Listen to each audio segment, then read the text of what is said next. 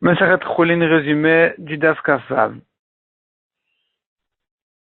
La Gemara dit que celui qui met de l'eau dans les pépins de raisin, donc celui qui met pour obtenir du vinaigre, une sorte de vinaigre, si au moment où il a mis, il y avait encore un goût d'eau, mais finalement ça a pris du goût et que c'est devenu effectivement le vinaigre en question, eh bien ça révèle rétroactivement que c'est du vinaigre et que donc ça n'a pas un din.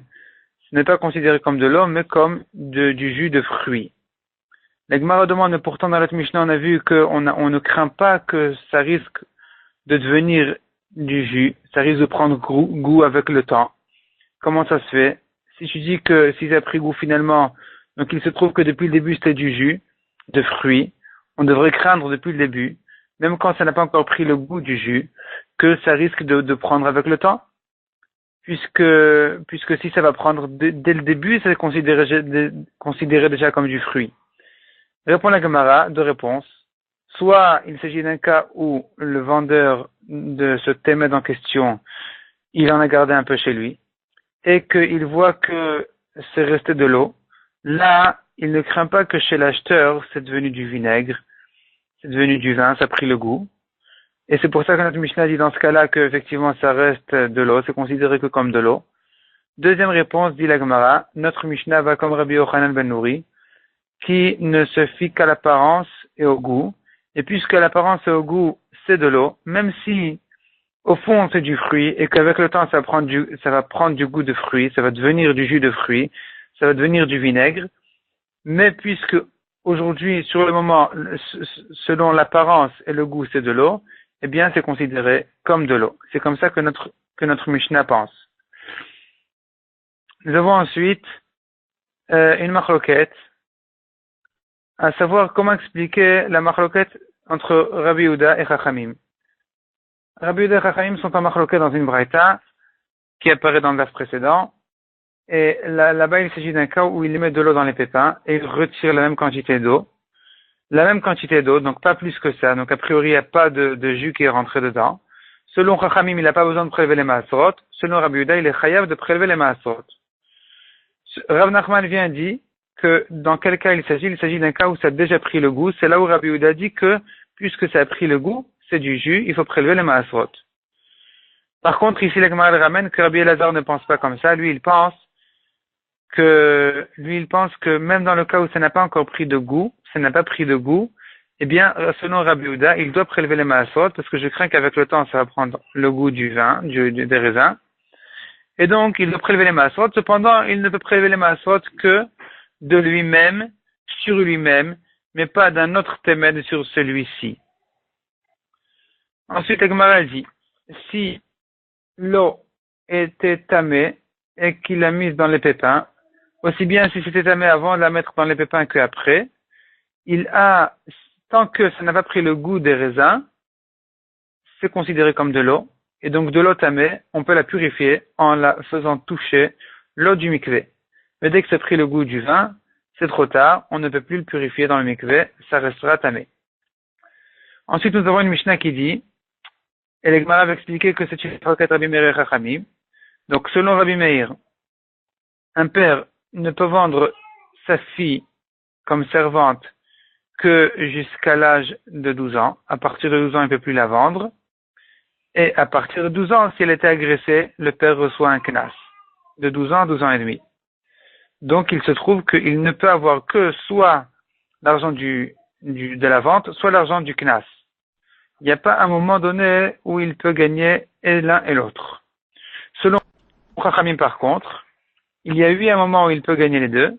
À partir de l'âge de 3 ans, eh bien, il reçoit le knas et il peut d'ailleurs aussi la vendre jusqu'à l'âge de 12 ans. Donc, de 0 à 12, il peut la vendre. De 3 à 12 et demi, il reçoit le knas. Donc, notre Mishnah ne va pas comme Chachamim, parce que notre Mishnah dit qu'il ne peut avoir que soit l'un, soit l'autre, ça va que comme Rabbi Meir. Encore une Mishnah qui ressemble à celle-là. C'est la Mishnah qui dit une fille qui n'a pas été mariée par son père. C'est pas son père qui l'a mariée. C'est sa mère ou ses frères qui l'ont mariée. Donc ce mariage-là n'est pas un mariage midoraita. et elle est encore petite, elle peut refuser son mari et sortir sans guet. Ça, c'est jusqu'à 12 ans. À partir de 12 ans, elle ne peut plus refuser son mari, et à partir de cet âge-là, par contre, si son mari est mort sans enfant, eh bien, elle peut faire khalitza. Elle peut faire khalitza et se marier avec qui elle veut. Donc, elle ne peut que faire une des deux choses. Soit mioun jusqu'à 12 ans, soit khalitza à partir de 12 ans. Mioun, c'est refuser son mari jusqu'à 12 ans, et khalitza, c'est à partir de 12 ans. Et ici aussi, la Gemara nous dit que ça, c'est que la vie de Rabbi Meir, mais selon Chachamim, il y a un certain âge où elle peut encore faire mioun, elle peut refuser son mari, malgré que elle peut déjà faire khalitza. Ensuite, nous avons une Mishnah qui dit, la Mishnah dit que à l'entrée du Shabbat, on sonne du shofar pour annoncer à tout le monde de se séparer des melachot. À la sortie du Shabbat, on fait Havdalah. Si Yom Tov tombe un vendredi, eh bien, on ne fait pas Havdalah, on ne fait que sonner du shofar.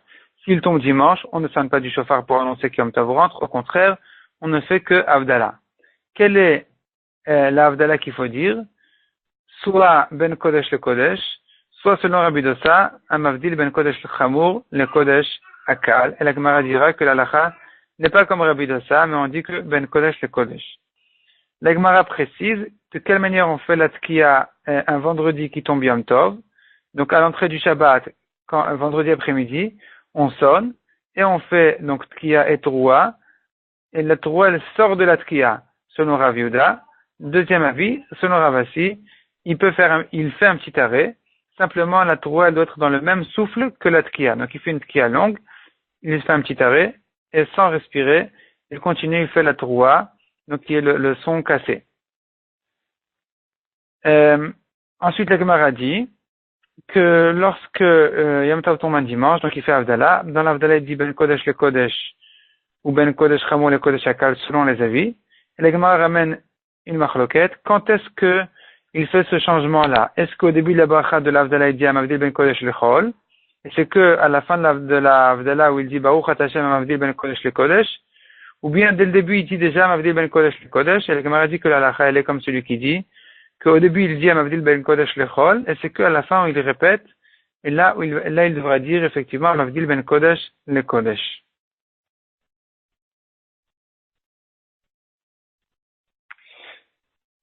La Gemara dit encore une halakha, si un Yom Tov tombe au milieu de la semaine, à la sortie du Yom Tov, il fait une Havdalah habituelle.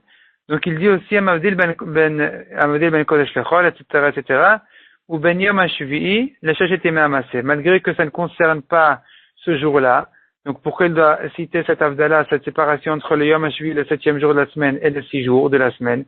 Pourtant, il se trouve au milieu de la semaine. Donc, et si par exemple Yom Tov tombe un jeudi, donc jeudi soir, il va dire Hachem a séparé entre le 7e jour et les 6 jours de la semaine. Il ne lui reste plus que vendredi. La Gemara dit que quand même c'est comme ça qu'il faut dire parce que c'est l'Havdalot classique, c'est l'Havdalot habituel. On ne fait que citer toutes les Havdalot que Hachem a fait, toutes les séparations que Hachem a fait.